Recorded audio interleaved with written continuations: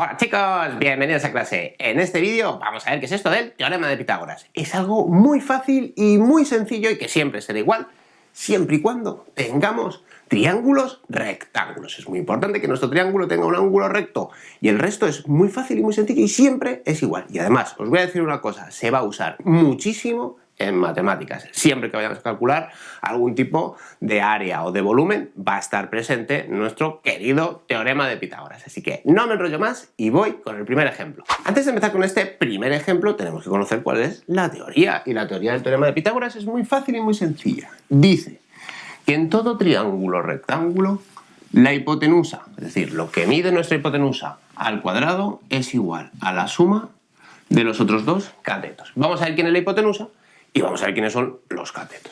La hipotenusa siempre va a ser nuestro lado más largo, ¿vale? Y hay un truco para saber dónde está, y os lo voy a contar. Siempre que tengáis alguna duda de dónde está la hipotenusa, buscáis el ángulo recto y es la que está enfrente, ¿vale? Entonces, ¡pam!, siempre la hipotenusa está enfrente del ángulo recto. Una vez que ya tenemos esto, los otros dos son catetos, y en este caso pues tenemos el cateto 1 y el cateto 2.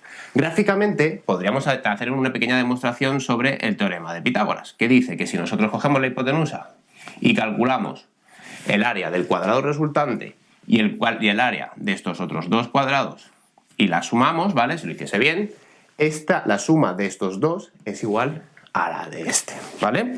Además, si buscáis en el historial de mis sorts, tengo un sort en el que se ve cómo esto se cumple, ¿vale? Como cuando, digamos, se mueven unas canicas que tengo muy pequeñitas metálicas, se llenan completamente el área del cuadrado grande. Os dejaré de todas maneras el enlace de ese sort en la descripción por si lo queréis ver, ¿vale? Vamos con este primero. En este primero nos van a decir la medida de dos catetos y nos dicen que calculemos la hipotenusa. Muy fácil. Nuestra incógnita es la hipotenusa y nos dan el dato de estos dos catetos. Pues nada, nosotros los colocamos cada uno y, muy importante, nos fijamos que está en las mismas unidades. En este caso los dos están en centímetros. Perfecto. Hacemos estas operaciones que se quedaría 36 más 64. 36 más 64 es 100. ¿Vale? Y ahora lo que hacemos es despejar. Como tenemos es que esto que está elevado al cuadrado, para quitar el cuadrado hacemos la raíz cuadrada. En este caso nos quedamos solo con la parte positiva de las raíces. Es que las raíces pueden ser o positivas o negativas, ¿vale? Dos soluciones. En este caso las medidas negativas no existen, por tanto nos quedamos solo con la positiva y podemos decir que en este caso, si fuese nuestro triángulo, nuestra hipotenusa mide 10 centímetros, ¿vale?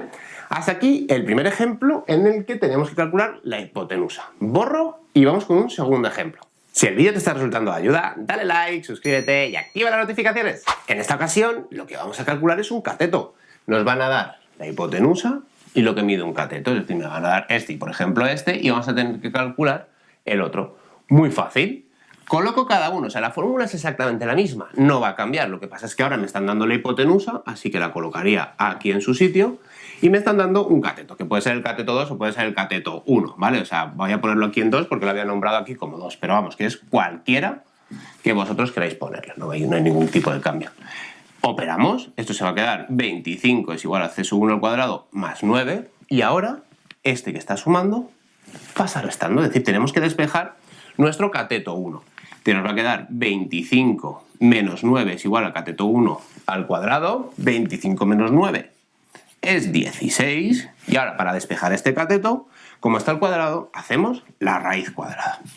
La raíz cuadrada de 16, ya sabéis igual, tiene dos soluciones, positiva y negativa. Nosotros nos vamos a quedar solo con la positiva. Ya sabéis que las medidas negativas no existen. ¿Habéis visto qué fácil y sencillo? Pues cualquier ejercicio del teorema de Pitágoras se puede resolver o con el ejemplo anterior o con este que os acabo de hacer. Ya sea que nos pidan la hipotenusa o nos pidan calcular un cateto. Puesto que aquí nos han pedido el 2, podríamos habernos hecho cualquiera porque se despeja exactamente igual. Pues nada, hasta aquí el vídeo de hoy. Espero que te haya podido ayudar y verte en el siguiente. ¡Venga! ¡Hasta luego!